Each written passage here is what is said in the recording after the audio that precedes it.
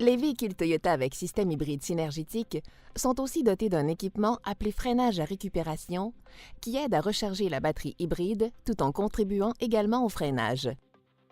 En général, le système de freinage conventionnel ralentit le véhicule en convertissant son énergie cinétique en chaleur, qui à toute fin pratique est gaspillée.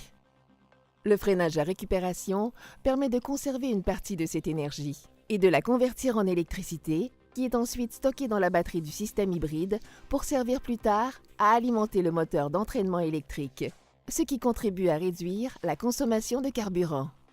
Un des moteurs électriques du système hybride synergétique, deux dans certains modèles, est raccordé mécaniquement aux roues motrices par le biais de la boîte pont. Par conséquent, non seulement ce moteur électrique peut-il entraîner les roues pour faire accélérer le véhicule ou maintenir sa vitesse, mais les roues peuvent entraîner le moteur électrique pendant une décélération.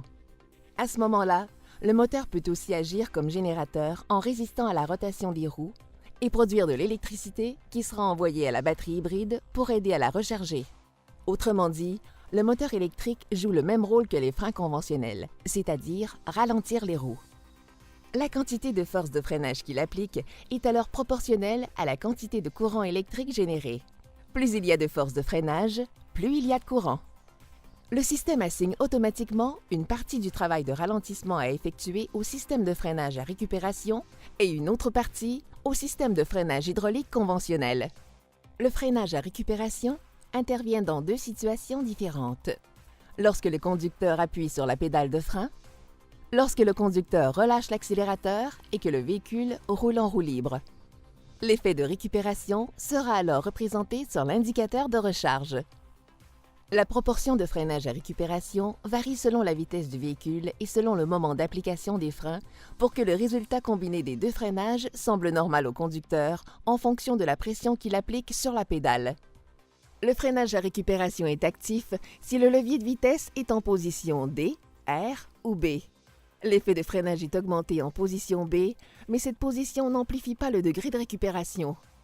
La position B produit un effet similaire à l'augmentation du freinage moteur, qui survient lorsque le conducteur rétrograde dans un véhicule conventionnel non hybride.